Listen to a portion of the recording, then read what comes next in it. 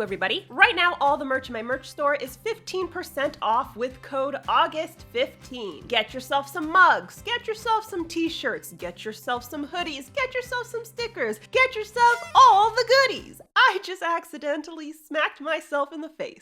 My store is linked below, get on it. On to today's topic. I recently finished beta reviews for my upcoming romantasy novel, The Savior's Army, so now feels like a good time to talk about beta readers. A bazillion years ago, I made a bunch of videos all about beta reviews and beta readers, but that was a really long time ago, and those videos have since been buried in my playlists. And I still get asked about beta readers at least once a week. So let's refresh the topic right now. If you don't know what a beta reader is, or you want to make sure you're handling your beta reviews properly, this is the video for you. Number one, first and foremost, what is a beta reader? A beta reader is a test reader for your manuscript. You know when companies enlist focus groups to test out their products and see if people like it? That's essentially what a beta reader does, except for your book. Beta readers do not need to be fellow writers. They do not need to be literary savants. The only requirement is that they should be a reflection of your target audience. That means if you write space operas, your beta readers should be space opera readers. I write romantasy, so my beta readers needed to be romantasy readers. Number two, what's the difference between a beta reader and a critique partner? A beta reader is a reader, a critique partner is a fellow writer. A critique partner is a writer you trust who will read through your manuscript and leave critiques and comments throughout the document.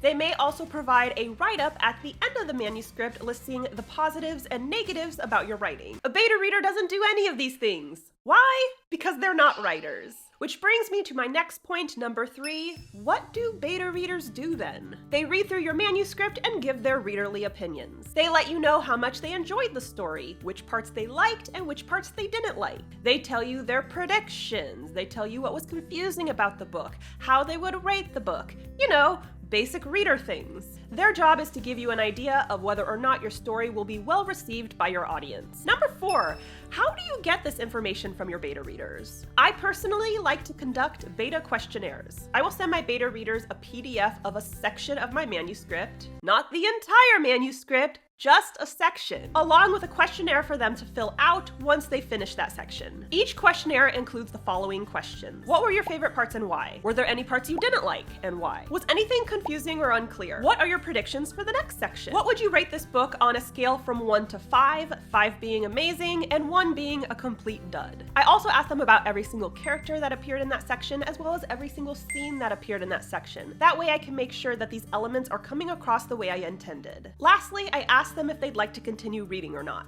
Or if they're reading the last section of the book, I asked them if they would recommend this book to a friend. I found that these questions give me the best idea of whether or not my book will appeal to readers. Plus, it lets me know if the characters and scenes are coming across as I intended. Number five, how long should these sections be? As I mentioned before, I send my beta readers sections of my manuscript as opposed to the entire manuscript. I cannot emphasize this enough. You do not want to send beta readers your entire manuscript at once, because by the time they finish, they're not going to remember half of the feedback they were going to give to you. As for how long these sections should be, that depends on a few things. First is your timeline. How much time do you have for beta reading? If you've got a lot of time on your hands, you can send your beta readers a large number of short sections. If you're pressed for time, you should probably send your beta readers a small number of larger sections. I was pressed for time with beta readers for The Savior's Army, so I sent them 4 sections, and each section was about 80 pages long. And the second point is your confidence in the quality of your writing. If you're fairly confident that your story's in good shape, then you can get away with sending a smaller number of larger sections. However, if there's a big problem in your story that you think will need to be addressed, then I recommend sending shorter sections, maybe 20 or so pages. And if you're somewhere in the middle, then medium sections is fine, maybe 50 pages long. Number 6. How many beta readers do I need and when should I enlist them? I like to do my beta reviews in rounds, and each round is 10 beta readers at a time. That means I'll enlist 10 people to read my book. Then once they're done, I will go through their feedback and make the necessary edits,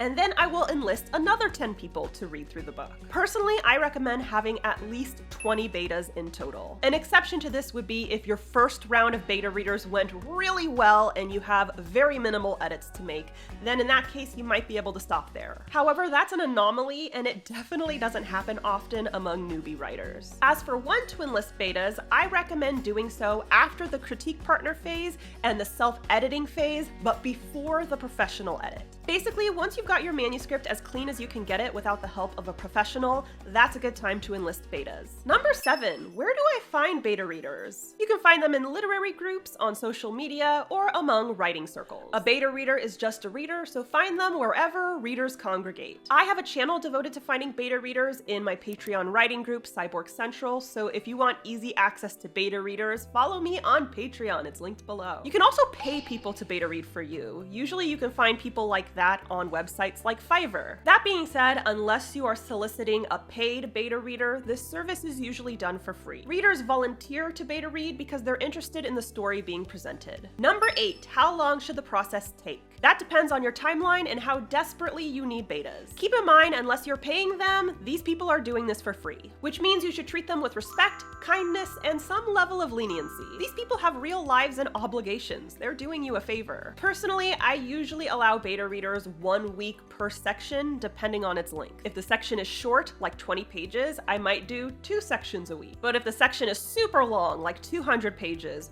first of all, that's fucking stupid. And second, give them a bit more time. That said, 9 times out of 10, 1 section a week works. Number 9, what if my beta reader sucks or flakes out? This is an inevitable part of the process because life happens. If at least half of your beta readers or more flake out, then that's feedback in itself. That usually means your book isn't very good and people don't want to read it. Time to do more editing. But if a smaller number of beta readers aren't getting back to you or they're dragging their feet, I recommend giving them a gentle nudge at the 2-week mark. If another 2 weeks go by and you still haven't heard from them, consider them dropped. They're clearly not taking this seriously. And if they get back to you but show no actual reading progress, I would politely let them know that you appreciate their help thus far, but their services are no longer necessary. As for betas who suck, for example, people who only give 1-word answers or just answer your questions like, "It was good," or "I liked it," I would encourage them to be more helpful in the next round, and I would give them specifics of what I'm looking for. If they still suck come the second round, I would politely let them know that their services are no longer needed. And number 10, how do I know what feedback to listen to and what to avoid? If there are small issues, like the clarification of a few sentences or the flow of a particular scene, and only one beta reader has a problem with it, I don't see a problem in just fixing that issue. It's a small issue, it's an easy fix, might as well nip it in the bud. However, if there is an issue that requires a major overhaul, maybe rewriting a character or a scene, that's when I look for trending feedback. I tend to go by the rule of 3. If 3 or more betas have a problem with something pretty big in your book, that's usually a sign that it's going to be a recurring theme and other people are going to have a problem with it too. That's why it's good to have at least 10 beta readers, but preferably 20, because the more people read the book, the easier it is to spot trends. And if at least 3 beta readers spot an issue, it's probably a trend. So that's all I got for you today. If you need help writing your very own book, check out my writing craft book, Shut Up and Write the Book. It's available at all major retailers. If romantasy is more your vibe, check out The Savior's Champion and The Savior's Sister. They are also available at all major retailers, and you want to get on them soon because the Savior's Army is on its way. And don't forget to subscribe to my channel. I post new videos on Wednesdays and I host live streams on Mondays. And if you want to be alerted as soon as I upload, ring that bell. Bye! Hello, Dove. It's me, Cosima. Do me a favor. Subscribe to Jenna's channel and ring the bell. I would be ever so grateful. Go on and subscribe. I'll be waiting for you once you've finished.